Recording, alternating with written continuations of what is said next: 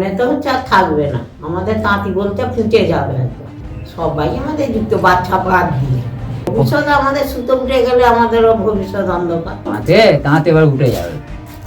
কাজ এখন আর রোজের পাইনি, মানে এখন কাজ করছে পাচ্ছে কোথায়, শিল্পী নেই, শিল্পী তৈরি হচ্ছে না। কারণ মহাজনরা মানে আমাদের থেকে কম দামে টাকা পারিশ্রমিক দিয়ে আমাদের থেকে নিয়ে তারা চড়া দামে বাজারে বিক্রি করছে কাপড়গুলো।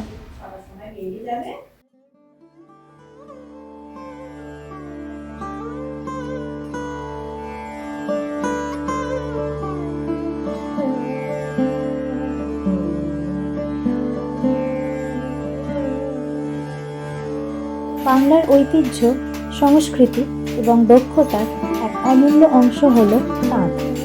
হাজার হাজার বছর ধরে বাঙালি তাঁত শিল্পী তাদের হাতের তৈরি সুতি, বোনা ও মোটা কাপড় দিয়ে বিশ্বের দরবারে এই বাংলার কৃতিত্ব তুলে ধরেছেন।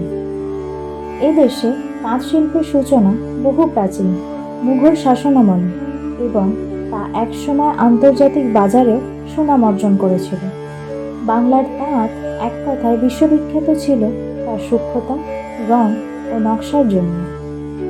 আর আজ সেই তাঁতের বর্তমান কথা তুলে ধরবে হুগলি জেলার রাজবলহাট গ্রাম। হাওড়া তারকেশ্বর লাইনের যে কোনো লোকাল ট্রেনে উঠে নেমে পড়তে হবে হরিপাল স্টেশনে, আর সেখান থেকে ট্রেকার বা ম্যাজিক গাড়ি করে প্রায় 18 কিলোমিটার দূরে রাজবলহাটের তাঁত কলোনি। এই গ্রামে প্রায় 200টির উপর বাড়ি, যাদের প্রত্যেকেই এই তাঁতের শাড়ির তৈরি কোনো না কোনো কাজের সঙ্গে যুক্ত। আমার বয়স 60-এর উপর হয়ে গেছে, কাজ করছি এই 40-50 বছর। দোকান থেকে সুতো এনে সব তৈরি করে সব ঠিকঠাক করতে 1 মাস লেগে যায়।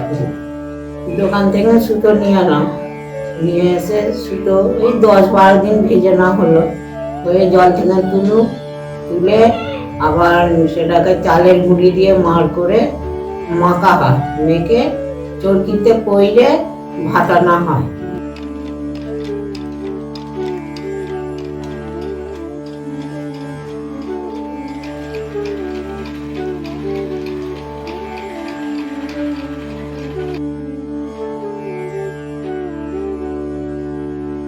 আবার পাকাতে হয়, চরকাতে পাককে আবার সেই যেখানে নরস্ত হয় সেখানে পুরুনি তলাতে দিতে হয়, দিয়ে আবার ওখান থেকে শাড়ি করে নিয়ে এসে আমাদের আবার সব রেশম দিয়ে পাট দিয়ে ঠিক করতে হয়, করে তারপরে বুনতে হয়।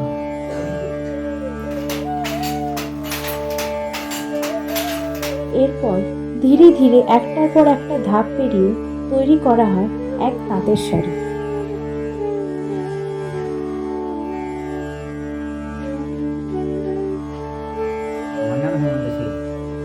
এখন সানা গাচ্ছি, তাঁতের কাজে লাগে, কাপড় তৈরি হয়, ঘন্টা 4-5 3টে পাবো, তার বেশি হবে না, খুব জোর হবে।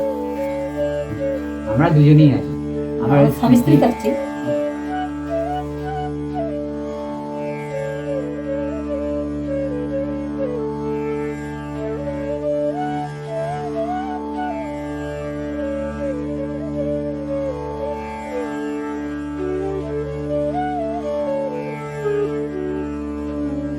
দেখা যায় কি যে কাপড় তৈরি হয়, তারপরে এটাকে ডাম বলে, পুরো যেটাকে করা হয় পাটি, সেই জিনিস বলা হয় এটাকে।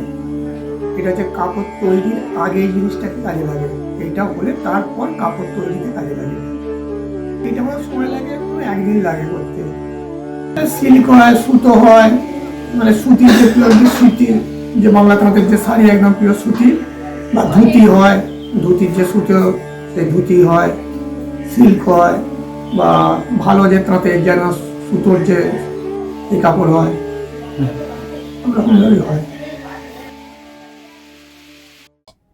এত কষ্টের পরেও তারা কিন্তু তাদের পরিশ্রমের ঠিকঠাক দাম পান না। যেই সামান্যটুকু টাকা পান তা দিয়ে নুন আসে তো চাল আসে না।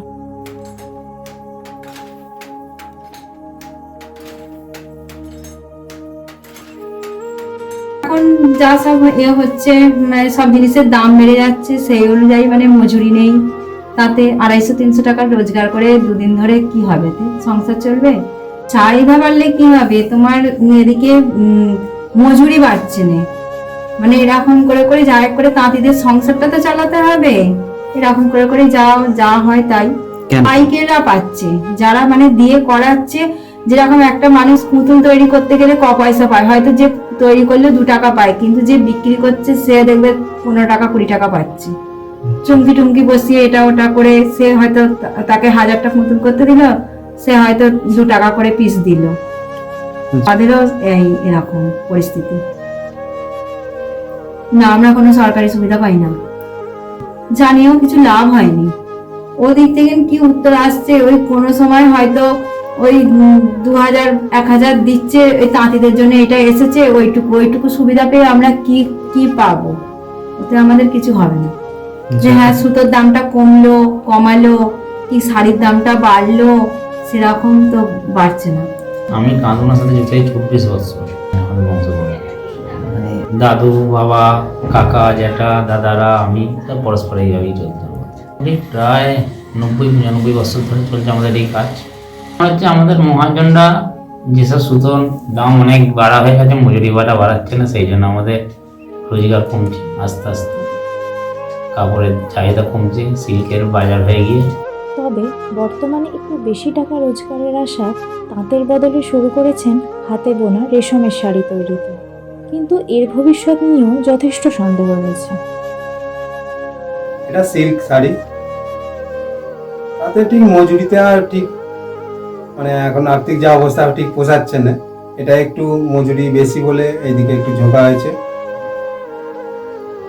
এইখানটাই একটু হচ্ছে, তবে যা মনে হচ্ছে আসতে পারে, কিন্তু আবার যে একবার 100% বলতে পারো সেটাও ঠিক নয়। কিন্তু আমাদের এই যে হাতের তাঁতে যে সিল্ক এখন চলছে, এর পরবর্তীকালে আমাদের আইডিয়া যেটা হচ্ছে পাওয়ার লুম যাকে বলা হয়, অত্যাধিক সেটা কাপড় প্রোডাকশন হয়, সেইটাই থেকে থেকে বাড়তে থাকে আমাদের হাতের তাঁতও সে সিল্কও বলতে পারে। এটা আমাদের একটা আনুমানিক আইডিয়া আসছে। বর্তমানে কেউই আর এই কাজের সাথে যুক্ত হতে চাইছেন না, এত শ্রমের পরেও ঠিকঠাক দাম না পাওয়ার কারণে। ফলে ভবিষ্যৎ প্রজন্ম যে এই কারণটির জন্য মুখ ফিরিয়ে নিয়েছে তা আর বলার অপেক্ষা রাখে না।